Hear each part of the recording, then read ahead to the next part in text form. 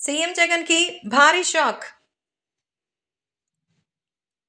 నారా చంద్రబాబు నాయుడు మరి భారీగా షాక్ ఇచ్చినట్టుగా తెలుస్తోంది. నారా చంద్రబాబు నాయుడికి సంబంధించి నందమూరి బాలకృష్ణ గురించి, ఇప్పుడు జగన్మోహన్ రెడ్డి చేసే వ్యాఖ్యల గురించి తెలిసిందే. అసలైతే చంద్రబాబు నాయుడిని జైల్లో పెట్టి మరి రాక్షసానంత పొందారు మన జగన్మోహన్ రెడ్డి అనే సంగతి తెలిసిందే. సో జగన్మోహన్ రెడ్డి చంద్రబాబుని స్కిల్ డెవలప్మెంట్ స్కామ్ కేసులో భాగంగాను అరెస్ట్ చేసి జైలుకి పంపించి ఎంత డ్రామాలాడారు.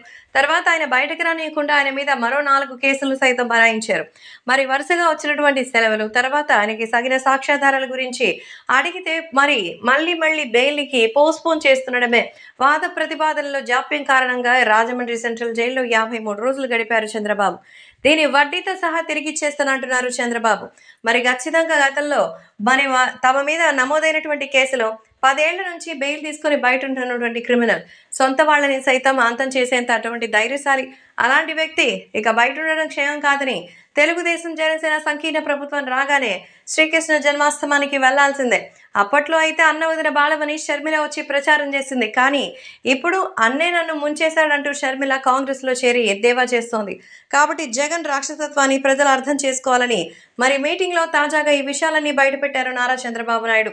మొత్తానికి చంద్రబాబు నాయుడు చేసినటువంటి ఈ వ్యాఖ్యల్ని బట్టి జగన్మోహన్ రెడ్డికి ఇలాంటి షాక్ కాదు, 1000 వాల్ట్ కరెంట్ తగిలినట్టుగానే అనిపిస్తోంది.